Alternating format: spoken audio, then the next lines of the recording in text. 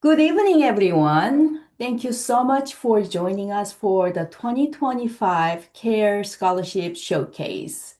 It's wonderful to have our partners, faculty mentors, student awardees, and community members all together tonight.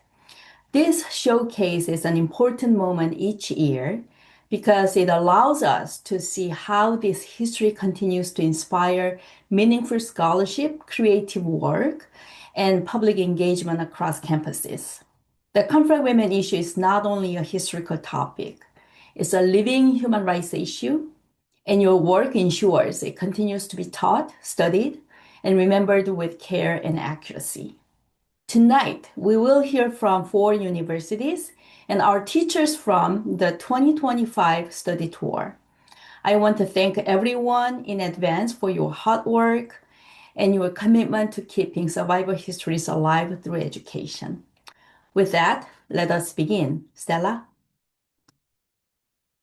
Great. Thank you so much, Phyllis, and thank you to CARE for making this possible. I'm going to go ahead and share my screen.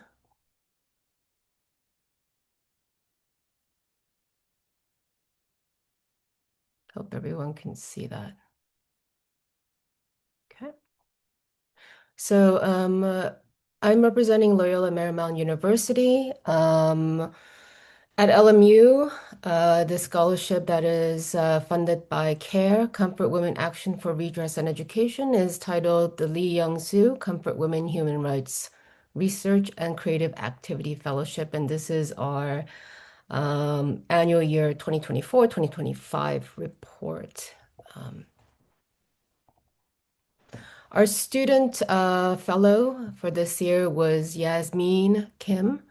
Yasmin is an international undergraduate student from Brazil, double majoring in sociology and psychology and double minoring in women's and gender studies and peace and justice studies. She's currently a senior and planning to attend law school.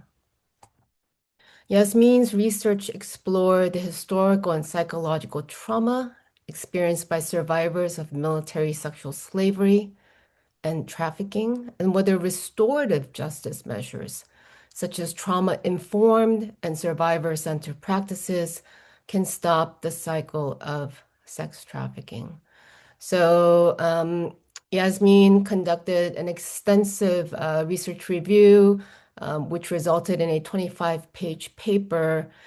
She looked at the history of comfort women and also sought to apply and connect that to contemporary sex trafficking victims and whether restorative justice measures were informative and effective in stopping the cycle of sex trafficking. Her talks were very well attended by students, some faculty, but mostly students who for many, this was the first time they were hearing about the comfort women issue. Yasmin presented during two formal presentations on our campus, the first being the University Honors Research presentation. Her talk was entitled Restorative Justice, Militarized Patriarchy and Sex Trafficking. The other talk was titled Stopping the Cycle, Restorative Justice Practices and Sex Trafficking. In each of these presentations, she focused on different parts of her research paper.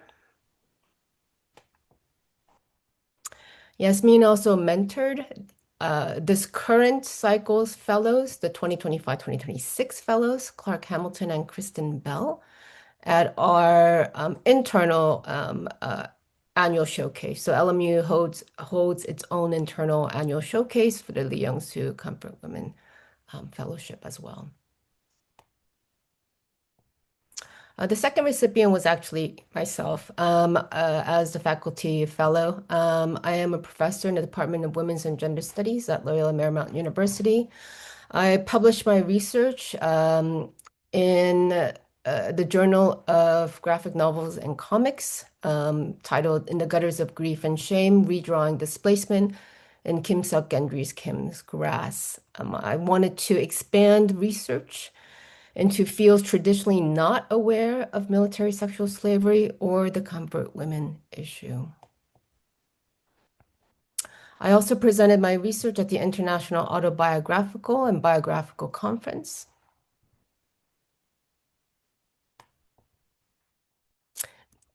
In addition, I created a 2-week lesson plan for an upper division course on graphic novels.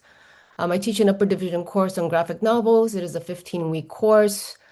We spend 2 weeks on Gendry Kim's Grass, and the lesson plan centered on themes of witnessing, woundedness, and the neoliberal narrative of repair.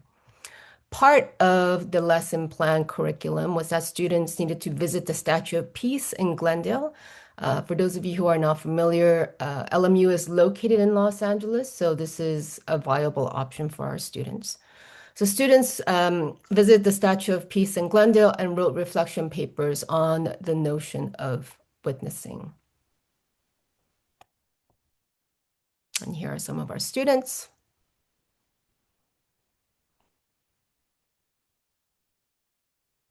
And to really understand the connections between art, because this was a graphic novel course, right?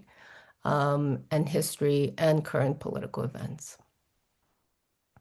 So some of the things that we talked about during the 2-week curriculum portion of this was how are we, the readers, wounded in the sense of being exposed to the other? How do we serve as witness?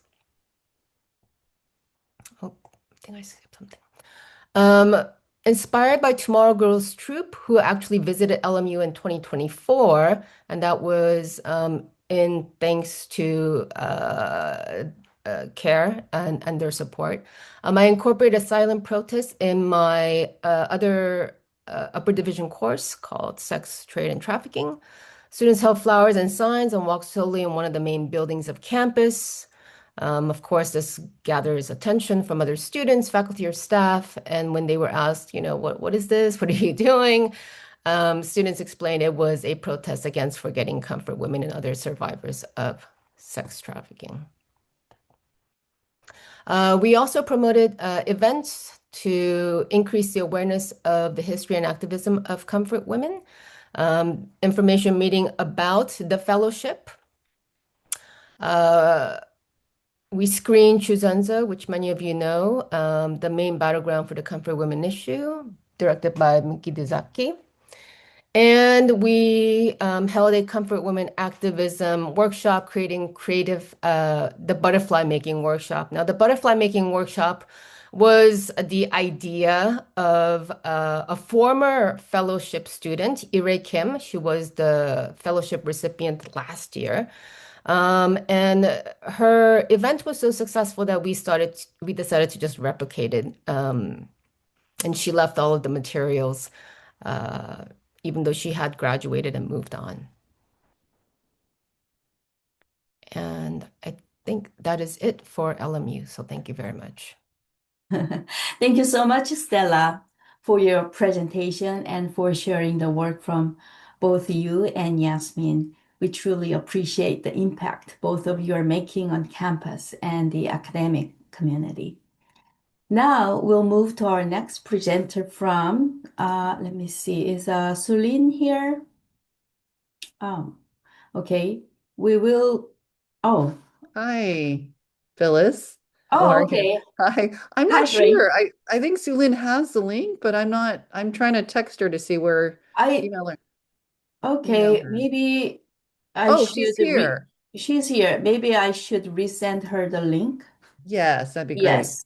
So in the meantime, we will have Professor John Kim present first. And let me see. Okay.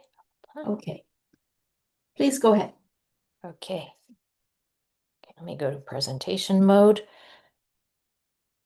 So this was the third year that we had our Comfort Women Creative Project Contest at UCLA.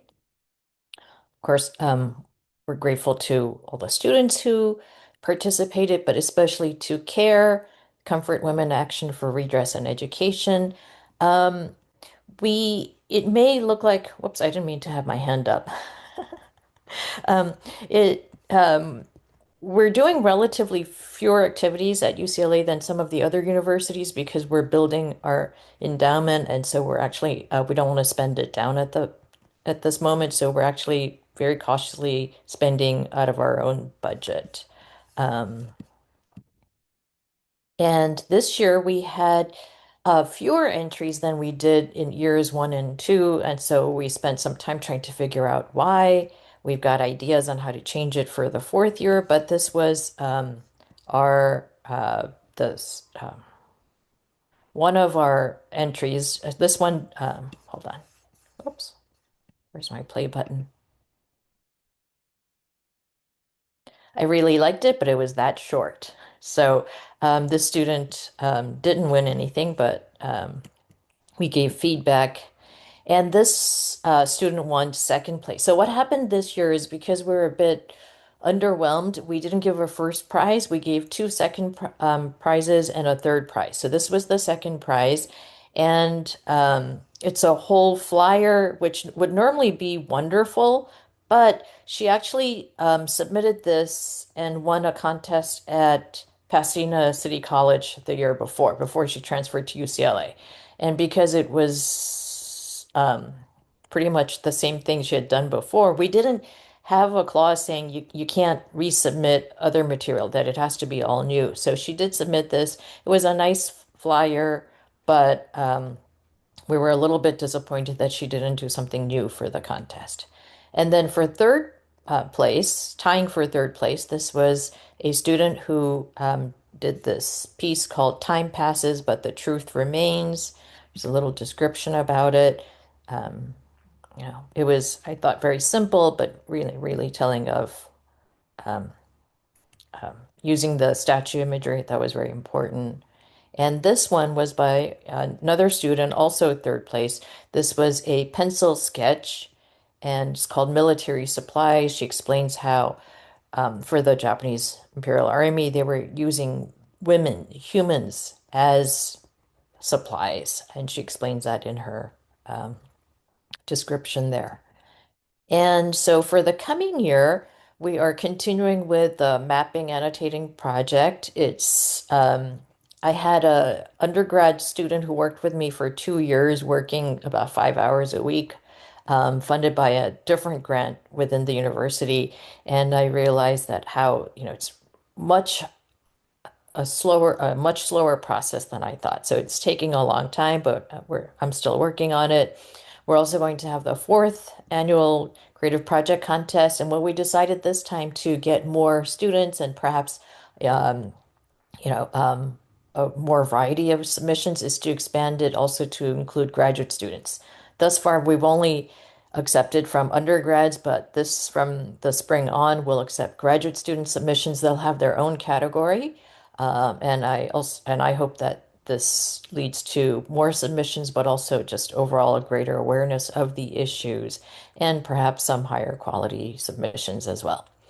Also thinking about how to continuously update the wording.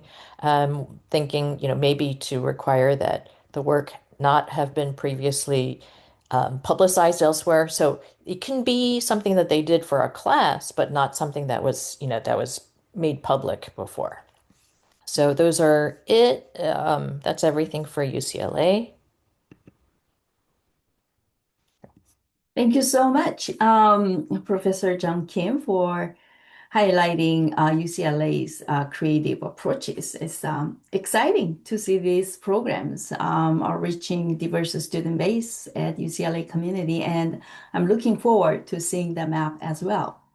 Okay, so Celine, we will have you next. If you have, are you ready? Yes, I'm ready. Okay, Thank you all right, for sending me the link. no problem. Please, yeah, share your screen. There we go. Okay, great. Hi, everybody. My name is Sue Lin. I am a master's student at San Francisco State University in the Asian American Studies program. And I am also a curriculum developer that I specialize in K-12 education for Asian American and Pacific Islander histories and narratives. And so I'm going to be presenting today on the project that I received the CARE grant for, um, entitled From Comfort Women to Camp Towns, State-Sanctioned Violence Against Korean Women. And I want to start by grounding in how I came to this project topic to begin with. So on May 23rd, 2018, a group of youth activists from Fort Lee, New Jersey, unveiled a memorial in Constitution Park to honor Korean American um, comfort women, and the grandmothers of many of these youth were themselves survivors of this human trafficking.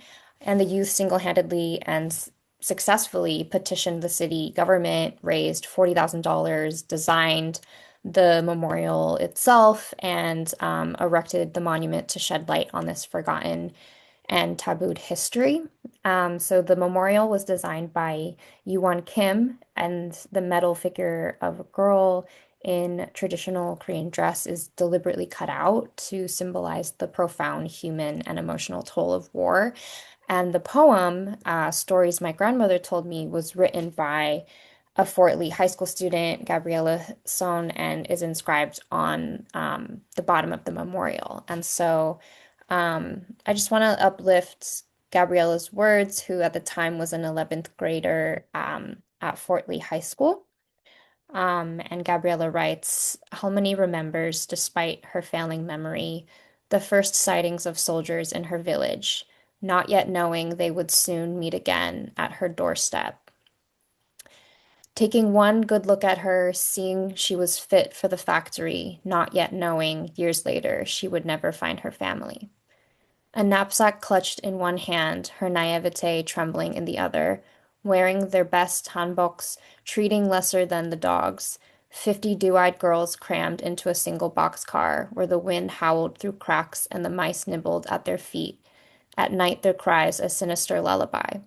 The door creaking open, an alarm clock, the door slamming behind them, a wake-up call. It was 100 souls a day chugging towards her 13-year-old body like that rickety boxcar. At this part, Halmoni trembles even harder. Oh, and the stench of sake and cigarettes. Even after they left, she would still smell their scent, making it even harder to forget the unclean men who were not just dirty from war. Then there are the things Halmoni cannot remember. Her name, the Korean one, her family, the one in Korea, an apology. Um,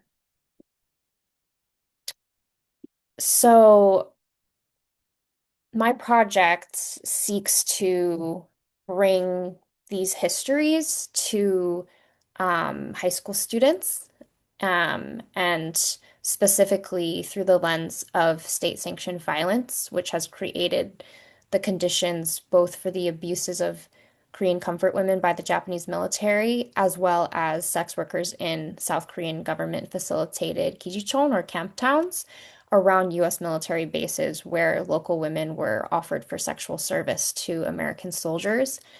And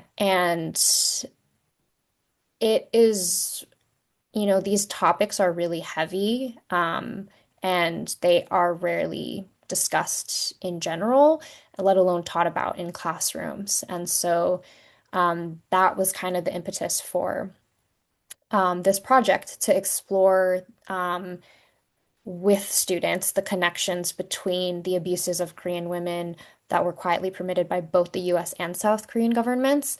And so the culminating project is a lesson plan, a three-part lesson plan for high school educators to use with grades 11 and 12, and it draws upon the testimonies, artwork, and advocacy of surviving comfort women and Camptown women. And just a bit of an overview of my project. It was three phases. First phase was research and analysis, where I conducted a lot of research on primary sources of Korean comfort women and Camptown women.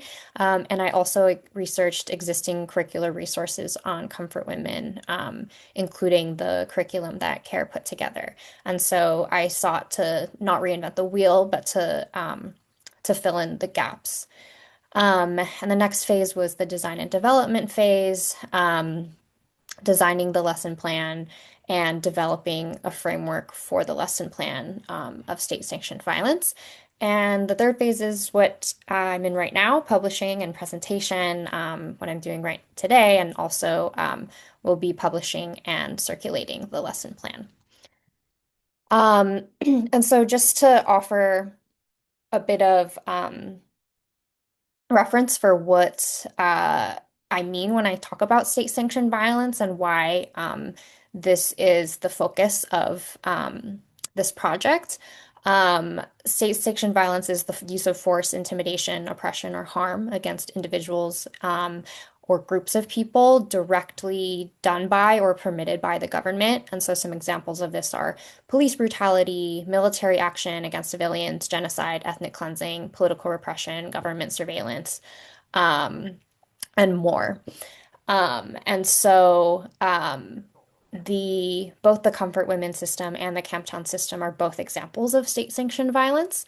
And the importance of centering this as a framework for students is for a variety of reasons. One, it allows for systems literacy, for students to think systemically and not just learn about history as kind of like disconnected tragic events, but rather that these events are rooted in systems and contextualized in those systems of power and oppression.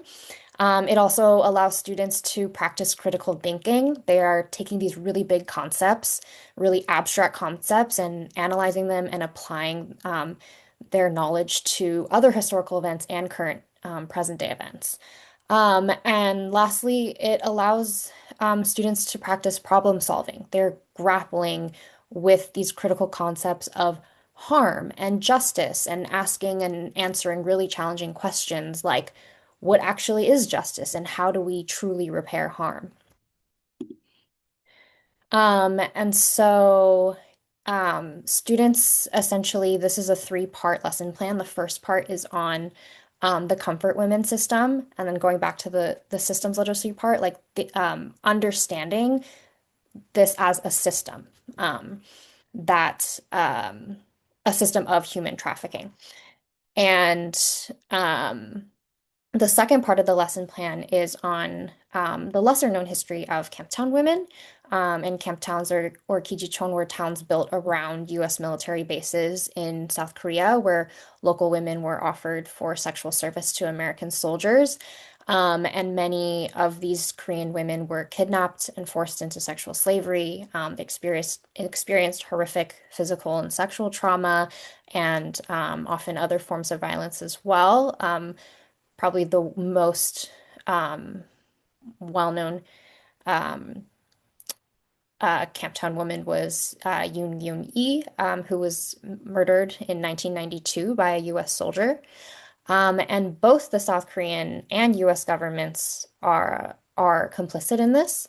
They subjected these women to degrading tests for STDs and imprisoned those in like quote monkey houses for testing positive. And I just want to uplift this quote by one survivor of these camp towns named Jion.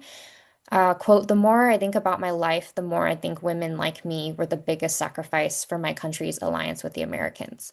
Looking back, I think my body was not mine, but the South Korean government's and the US military's.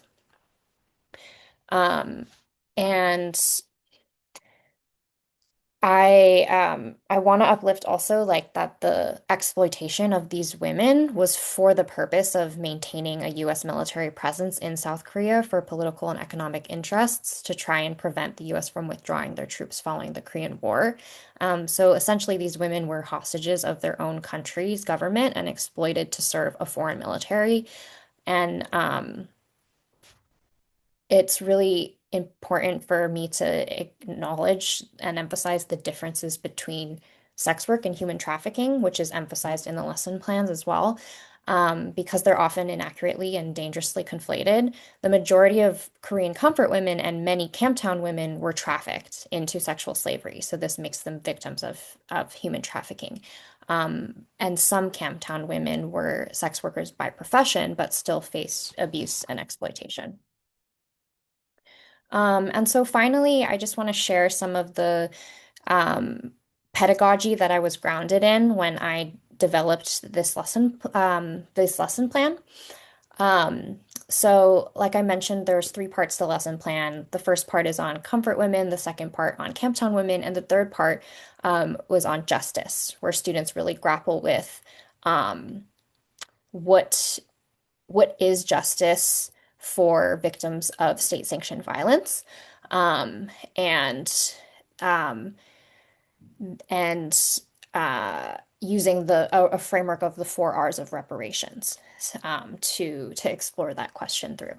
And so I'm really inspired by so many different scholars and educators, including Paulo Freire and Bell Hooks, and my incredible thesis advisor, Alison Cincianco Cabales, and the work of many folks doing culturally responsive and sustaining pedagogies. And essentially, what this lesson plan really builds upon is the the the foundational belief that students themselves are co-investigators and co-scholars in their own learning and research. And so not leading them to the answers, but pushing them to ask their own questions and discover their own answers. And so that's really what this lesson plan was kind of predicated on. Um, and if I have a little bit of time, I'm just going to show you really quickly the lesson plan. Um, here is the agenda for it. It's organized in different parts. It offers learning standards, um, lesson plan part 1, part 2, and part 3. And then it also comes with slide decks for each part, as well as a handout for one of the days. And I will end there. I hope that you all get to share this lesson plan and use it with your own students if you're educators, or pass it on to the educators in your lives. And thank you so much. Wow. Thank you so much, Celine, for your important and powerful work. We deeply appreciate the heart you brought into this project. I'm sure many educators here will appreciate what you did, and it'll be greatly helpful in the classrooms. By the way, if any of you have any questions to our panelists, please use the chat box or Q&A section to upload your questions, and we'll cover them at the end. Next, we'll shift to Sogang University. And Sogang University has three teams that are the awardees, and I will play the video presentations from these three student teams. They are Gray Zone, GRDR, and Rewind. Okay.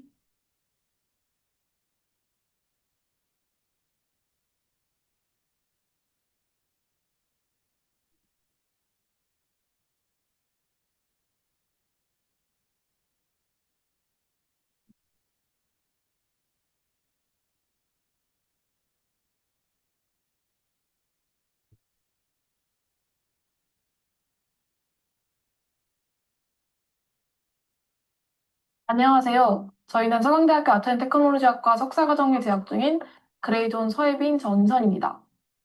공론지라는 작품은 관객을 기자로 초대하는 방식으로 시작됩니다. 전시에 제시된 왜곡된 문장을 바로잡는 것이 관객에게 주어진 임무죠. 이때 관객이 참고할 수 있는 자료는 소녀의 일기장입니다. 관객은 일기를 읽으면서 점차 소녀의 시각에서 그를 바라보게 되고 왜곡된 문장을 하나하나 진실에 맞게 고쳐나가게 됩니다. 여기서 등장하는 소녀의 일기는 실제 일본군 위안부 피해자들의 증언을 바탕으로 재구성된 집합적 증언집입니다.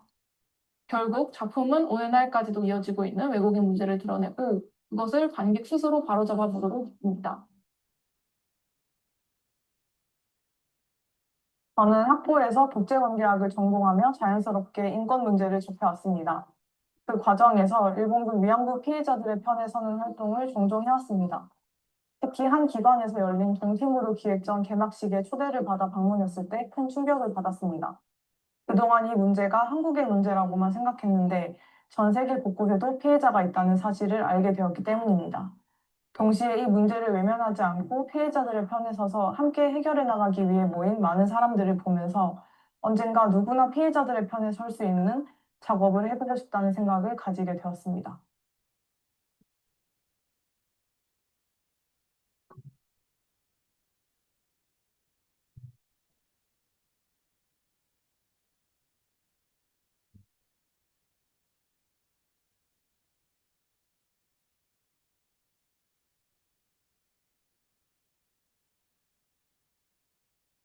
처음 프로젝트를 시작했을 때는 왜곡된 정보를 바로잡는 것에 집중을 하였습니다. 그래서 초기에는 비주얼과 인터랙션 방식을 어떻게 구현할지에 대해서 좀 더 많은 고민을 쏟게 되었는데요. 그래서 1차 프로토타입 테스트를 진행하면서 중요한 사실을 깨닫게 되었습니다. 관객들이 이 작품이 일본군 위안부 문제와 관련된 내용임을 깨닫는 순간 무게감에 압도되어 쉽게 참여하지 못한다는 장벽이 있다는 것이었습니다. 이 경험을 계기로 작품을 수정할 때는 무엇보다도 참여의 문턱을 낮추는 것을 우선으로 삼았습니다. 보다 자연스럽게 관객이 다가와 체험할 수 있도록 접근 방식을 바꿔나간 것이죠. 요즘 세대들의 미디어 소비 습관을 보면 매체 안에서 따로 또 함께 정보를 정정하는 데 적극적이라는 점을 알 수 있습니다. 위키피디아나 나무위키 같은 사례가 대표적인데요. 그래서 저희는 주제의 무게감을 바로 드러내기보다는 고쳐쓰기라는 행위 자체에 집중하도록 했습니다. 그 과정을 통해서 참여자는 자연스럽게 자신이 겪은 유사한 경험을 떠올리게 되고 체험을 마친 뒤에는 일본군 위안부 피해자들의 경험이 결코 과거의 일이 아니라 각 개인의 삶과도 연결되어 있음을 느낄 수 있도록 의도했습니다.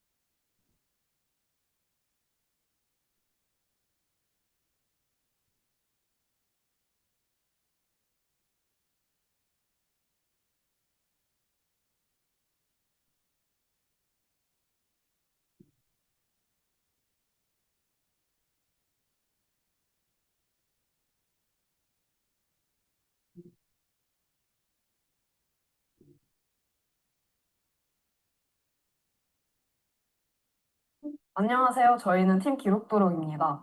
우리가 중요하다고 생각하는 것을 세상에 내보이는 일은 왜 어려울까? 그리고 나는 사람들이 중요하다고 생각하는 메시지에 귀를 기울여 왔을까라는 질문에서 이 프로젝트를 시작하게 됐습니다. 관객은 우리가 잊지 말아야 할 것에 대해서 스스로 답한 뒤 그것을 주제로 창작자의 입장에서 작품을 제작하는 상황에 놓입니다.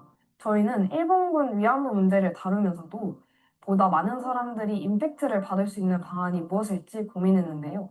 사회적으로, 역사적으로 중요한 주제임에도 불구하고 그것을 매체에서 직접적으로 드러내는 순간 사람들의 관심과 흥미는 떨어집니다.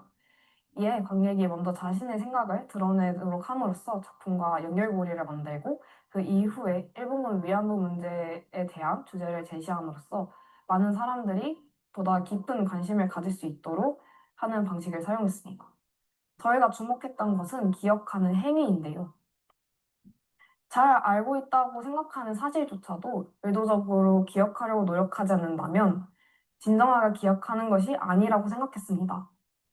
따라서 관객들이 기억을 재생할 수 있는 수단이자 매개체로서 예술 작품을 만드는 상황을 소재로 활용하였습니다. 저희는 AI를 활용하여 관객이 다양한 경험을 할 수 있는 작품을 제작해 참여형 전시를 기획했습니다. 작품 제목에서도 볼 수 있듯이 저희 작품은 관객에게 우리가 잊지 말아야 할 것이 무엇인지 묻고 있습니다.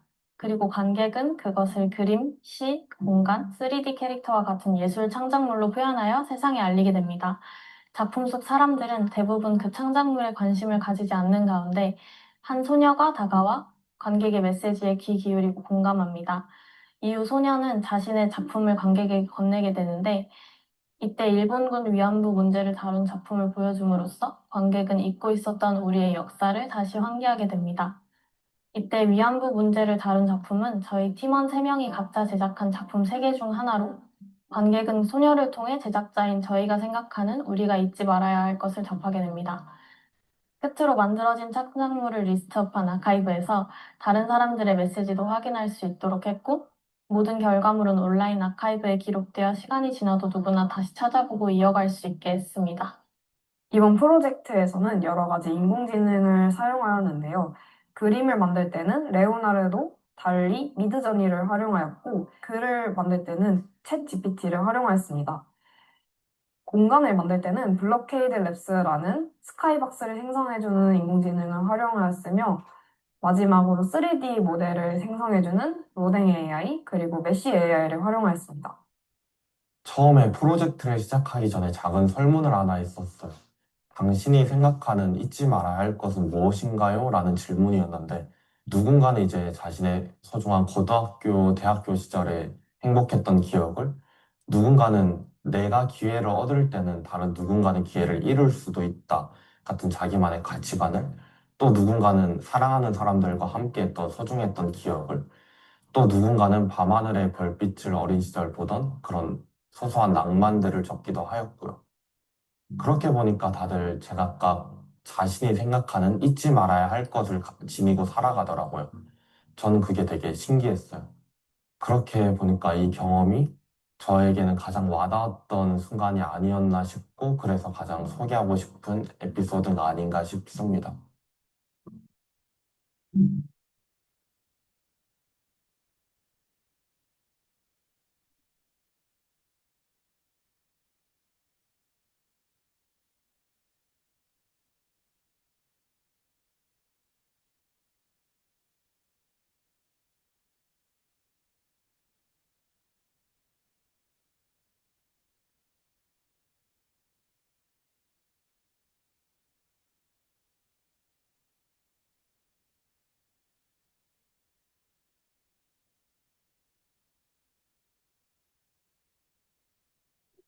안녕하세요. 저는 이번에 아트앤 임팩트에 참여한 팀 데프에서 팀장 및 제작을 맡고 있는 이재원입니다.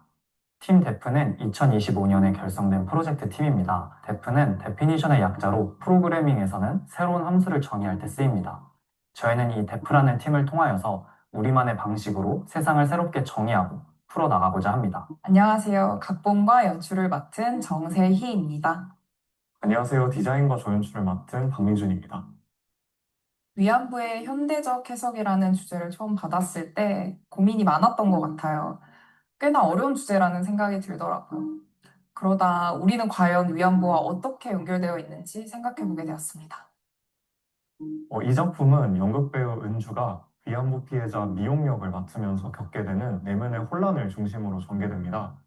더 좋은 연기를 하려 애쓰지만 오히려 미옥이라는 인물에게서 점점 더 멀어지는 자신을 느끼며 혼란에 빠지게 되죠. 단순한 공연이 아니라 실제 누군가의 삶과 고통을 마주해야 하는 일이기에 은주의 감정은 복잡하게 흔들립니다. 관객석에는 예인이라는 인물이 앉아 있는데요. 그녀는 은주의 흔들림과 미옥의 기억을 함께 겪어내며 연기된 진실과 실제의 고통 사이에서 조용한 목격자로 존재하게 됩니다.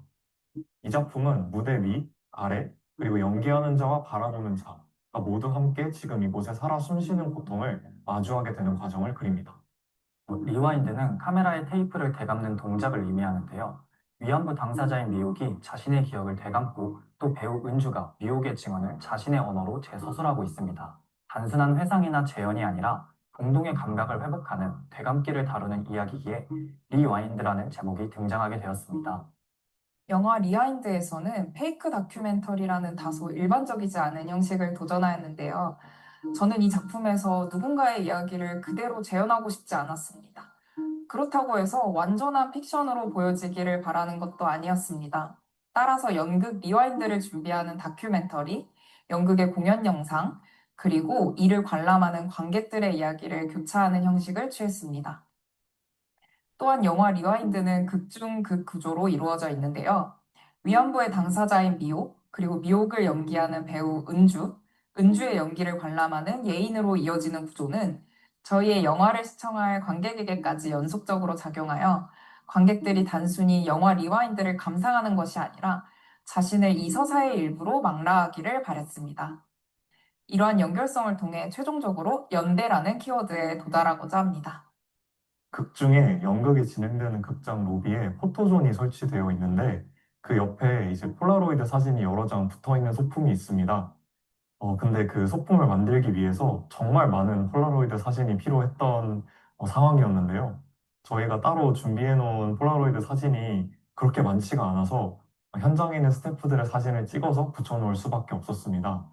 이게 단지 미술 소품으로만 활용한 것이 아니라 위안부와 현 세대의 공존이라는 저희의 주제의식이 현장 스태프들까지 확장되는 경험이었던 것 같습니다.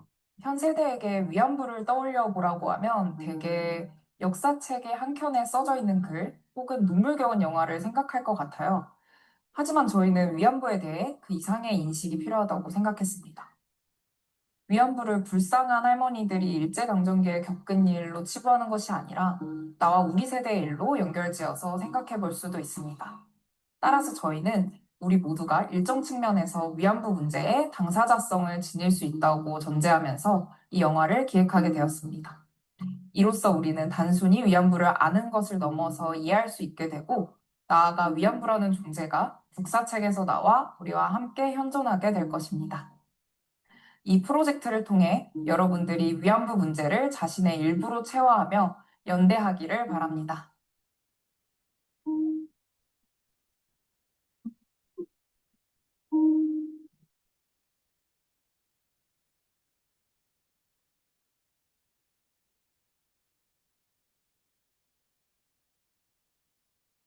Thank you, all three teams, for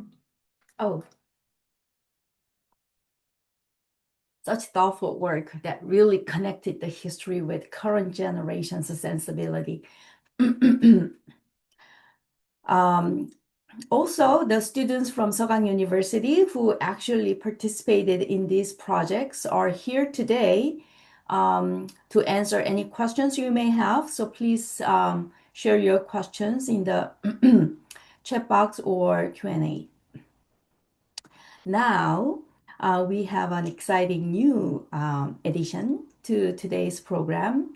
Now we'll hear from our teachers who participated in the 2025 CARE CWJC study tour. We have Jack Jensen, Aleida Rojas, and Jean Williams, who also participated as a assisted. She's a professor of social studies education at University of South Dakota. So, how about Aleida? You want to go first or? Sure thing. Okay. Hello, everyone. My name is Aleida Rojas. I teach 11th grade U.S. history in Bakersfield, California. I was one of the lucky ones that was chosen to participate in this first study. I was very, very happy because it was an experience of a lifetime. I've never met any of my heroes until I went to South Korea and met one of the grandmas. And that experience changed my life forever. Because we tend, like the video says, we tend to teach history and just learn something and just leave it at that. But history is more than that. History is hands-on, active, and we are pushed to find solutions. I learned that she continues to fight for justice. She is a warrior, but I also learned that many people share my passion. I learned that I'm not the only one, and it's an entire community trying to bring light and justice to our grandmas. I experience a lot of hands-on history through the different museums that we visited. And I was paying attention to the video that the kids, because they're all kids, created, because that's what I had when I visited Korea. I was able to go into these houses that house many of the grandmas, learn the daily lives and how they dealt with the trauma, how they were able to survive after their horrifying experiences during World War II. So this is a history of not just seeking social justice, but also how these women continue to fight and never give up. I brought so much passion and paying attention and trying to create lessons that will bring justice to all these women who survive. So I learned a lot. I highly encourage people to join this program because you are going to be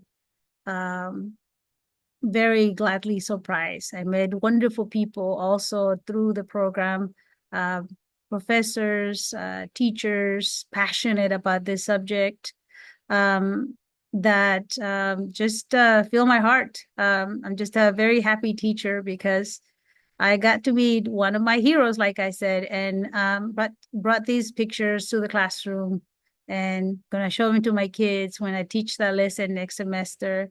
And I was just super, super happy to be part of this program. Awesome. Thank you so much for sharing your thoughts, Aleida. Next, Jack, would you like to go next? Yeah, absolutely. Thank you.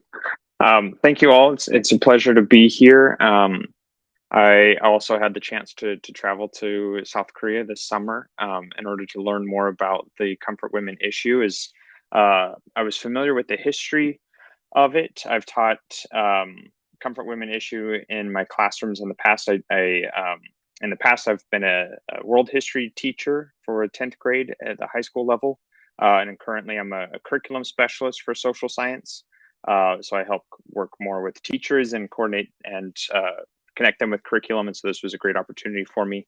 But I've taught the comfort women issue in the past as a kind of a broader question of how does war affect civilians, and the comfort women under the Japanese military were one of the civilian groups that we looked at in a lesson that I developed with some other teachers. And so this is a great chance to be able to explore a little bit more of the comfort women issue specifically, both in Korea as well as here, a little bit more about the broader scope and size of the comfort women issue and countries that were involved and affected by the Japanese military during occupation.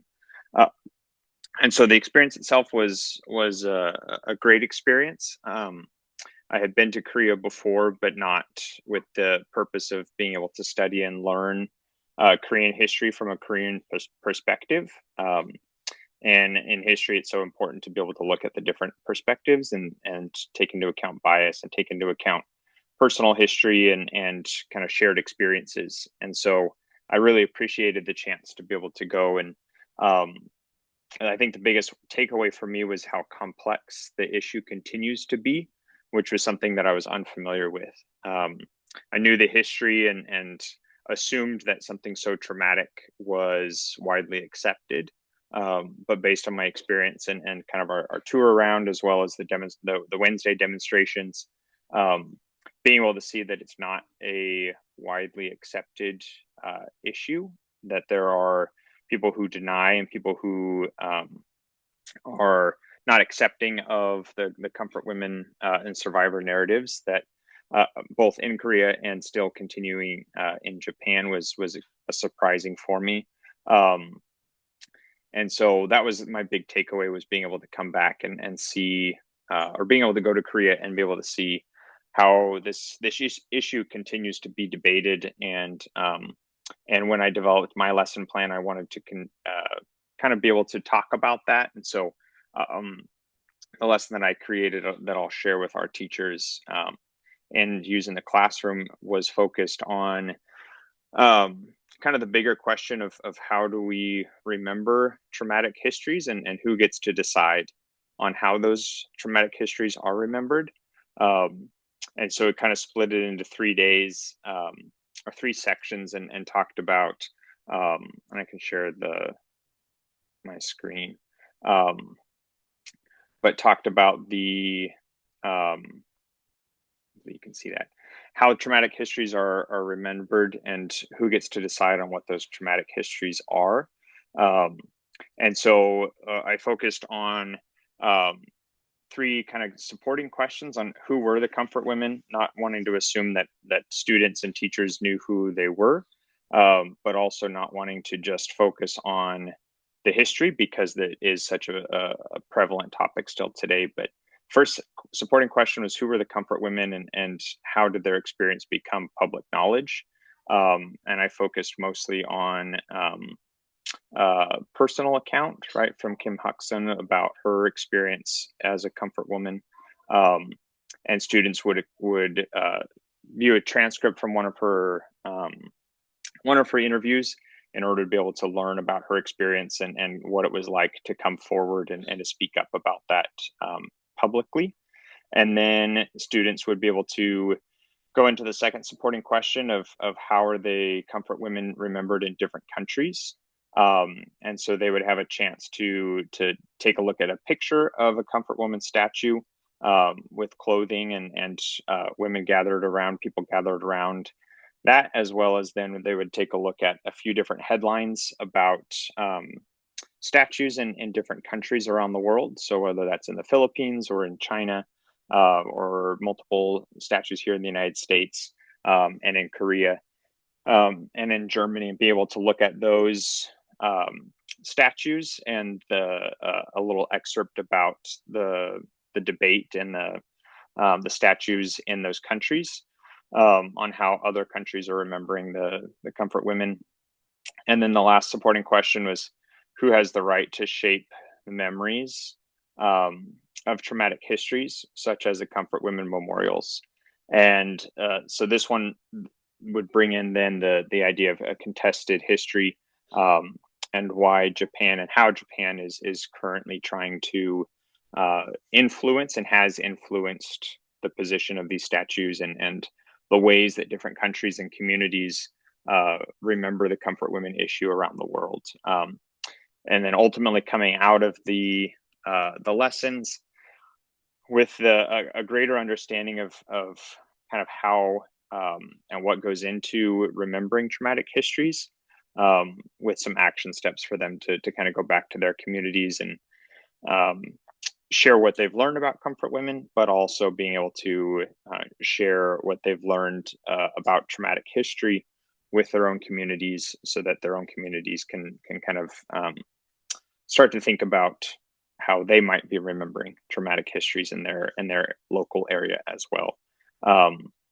And so that was kind of my experience and kind of what I took away from it. And so overall, it was a great opportunity, a great learning experience, and continues to remind that history is not an open and shut topic, and there's many ways that it can continue to be debated, and many sides that need to be taken into account, because in order to spread awareness, we have to understand where people are coming from in all areas of their opinions. And so I appreciated the opportunity, and thank you so much, Phyllis, and the work that you're doing with CARE, and thank you all for the work that you continue to do to raise awareness and to engage people who may not be aware of what's going on and what has happened. So appreciate it. Thank you. Great. Thank you so much for sharing your lesson plan as well. It is a great tool for the teachers who, are thinking about teaching this difficult history in their classrooms. We also have Jean Williams with us, and she helped tremendously. And I honestly would not have been able to do it without her. Jean, do you have a few words? Sure. Thank you, Phyllis. And hello, everyone. Good morning, good evening, good afternoon, depending where you are. I'm Jean Williams from the University of South Dakota, professor of social studies education. I truly really feel grateful for Phyllis actually because I don't know how you feel about her, but she's my heroine. She's doing all the great things out there, sponsoring different projects in order to create this awareness. And last year, she shared with me that she would like to host this study tour for teachers, California teachers, and I was excited, and I'm really happy to help. From the very beginning, designing the program and then helping organizing. I was in Korea for my own research project, and then at the same time, I just, let's just work together. Worked with Aleda, Zach, and also Rich. We started with a Wednesday demonstration, and that was quite an eye-opening, isn't it, Aleda? Uh, so we saw the activists fighting for the justice. We also saw the other side. They were so loud, making noise and just counteracting whatever we were doing. And then we visited the House of Sharing. There was just so much history in there and artifacts and grandma's paintings there. Um, we were really lucky to be able to also travel to Taegu for the yeah, there we go. That's us.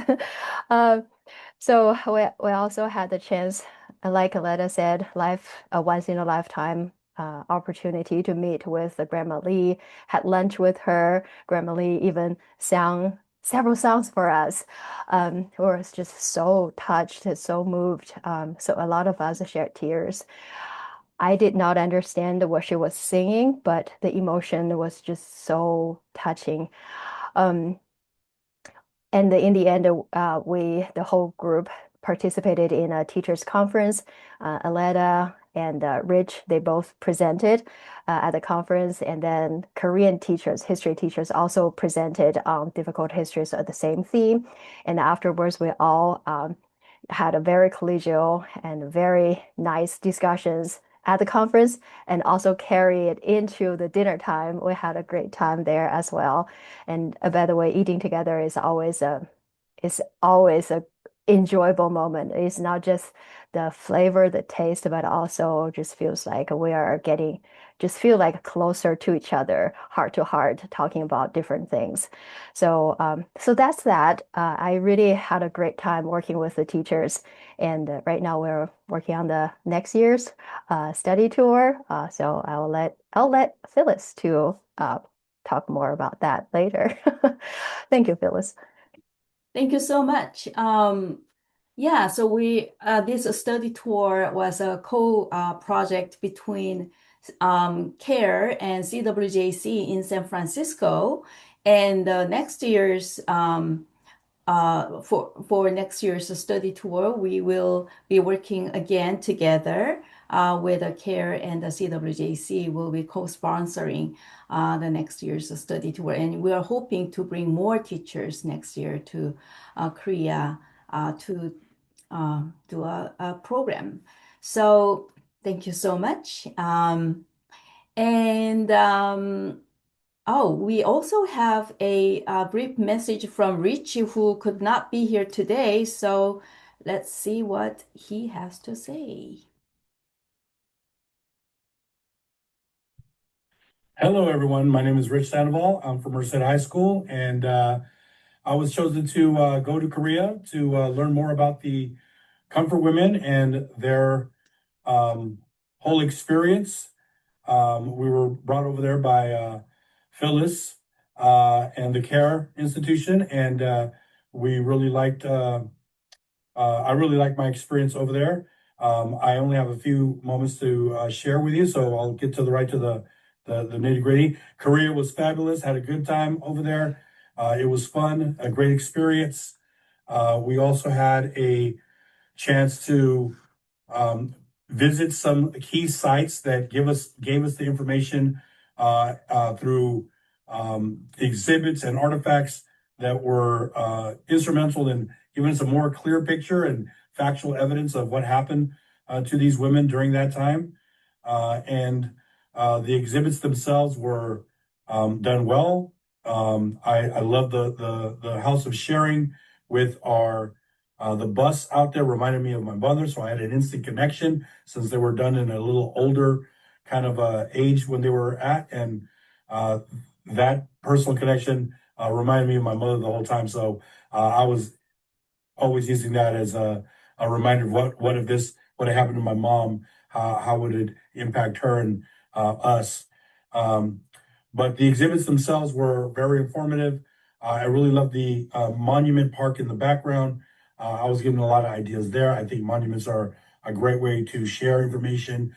And also, as we know, it could be a very controversial situation. So that was always interesting to see. Um, but also, we got to meet Grandma Lee, and that was a enlightening experience. I really like to hear her speak and just answer some of our questions. And just being in her presence was a very special moment, I think, for the whole trip for all of us that were there. There was Aleda and Zach as well. Jing, our college professor that was down there, giving us some insight at the college level. She answered a lot of our questions and gave us that link that we needed from the lower levels of education to the higher levels. We also had a chance to present at to other teachers there in Korea through a translator. Aleda had a little lesson plan that she already did with her students, and I was able to share a little bit of introducing difficult topics to our colleagues. And so the whole experience was spectacular. If you get a chance to go on this trip, I strongly suggest you do. There's a few apps that make your life a little bit easier, but other than that, it was all well done, well organized, and truly enlightening. So good luck for that. I recommend it. Thank you to all and appreciate it. Phyllis, great job. Keep it up. Really, you're a special woman. Well, we'll stop there. So, yeah, so we are preparing another round of application starting tomorrow. So, look out your email and share with any social studies high school teachers who might be interested in the program and urge them to apply. Um, just briefly, I also wanted to share let me see. Oh, not this. Sorry.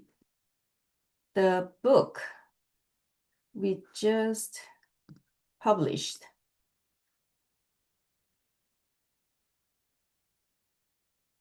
So I want to briefly share that a new book co-authored by Jean Williams and myself, which was published in November just now this year, titled Teaching Conflict-Related Sexual Violence Through Human Rights Education, The Case of the Japanese Military's Comfort Women. The book brings together human rights frameworks, survivor-centered perspectives, and practical approaches for teaching this history in classrooms and communities. Our hope is that it serves as a resource for educators, scholars, and anyone committed to understanding and teaching conflict-related sexual violence responsibly. So now it is available on Amazon for those who might be interested. So we have a few minutes for questions from the audience. If you have any questions, please use the Q&A And I see Julie Tang. She's a co-chair of the CWJC in San Francisco, joining us. And she had some questions for Celine, and she already got the answer, it seems like. Is there anyone who has any questions for any of the panelists? You can ask questions amongst yourselves too, if you have any questions. Okay, let me see. Oh, Julie asked about the lawsuit brought by the survivors of the U.S. military Camptown women. They had actually brought a lawsuit against the South Korean government and won. And the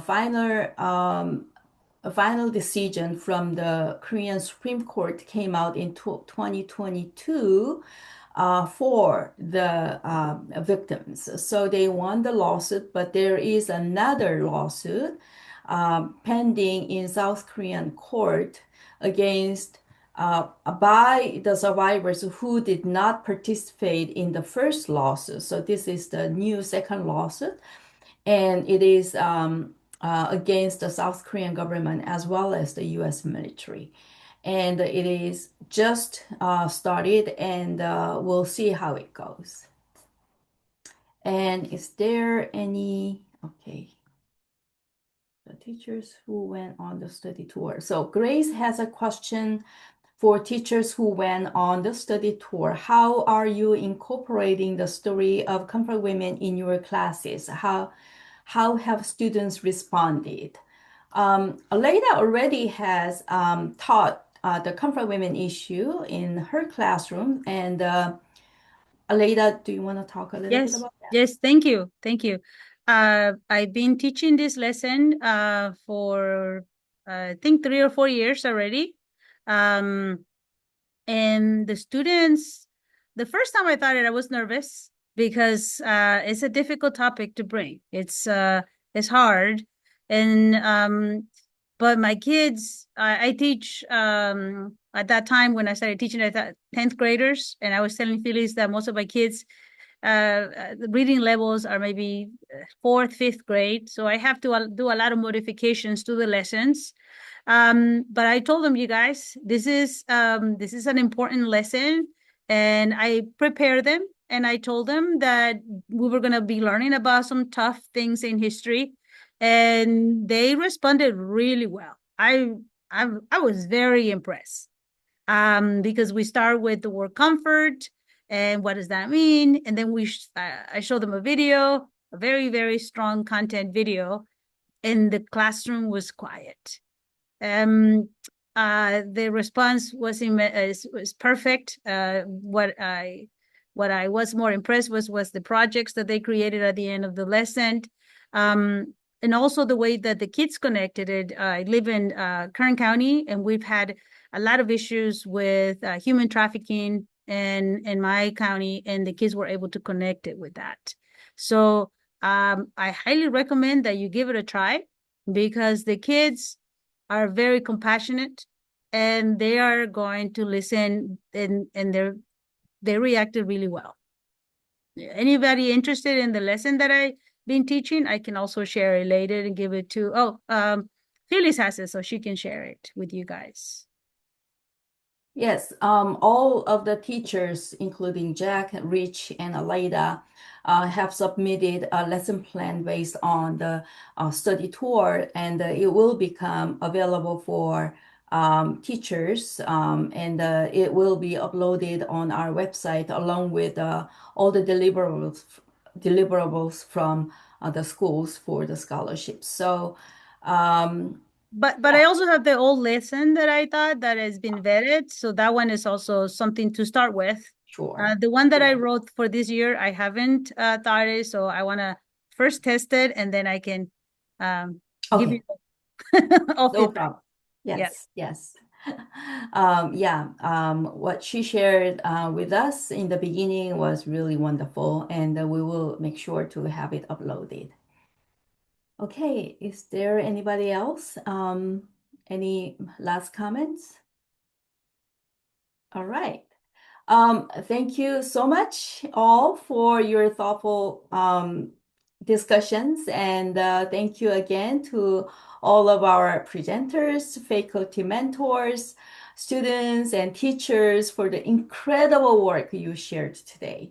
Your commitment ensures that this history continues to be taught with depth, accuracy, and humanity. CARE is grateful to be working alongside you, and we look forward to supporting your continued work into the next year. Have a wonderful evening, and thank you again for joining us.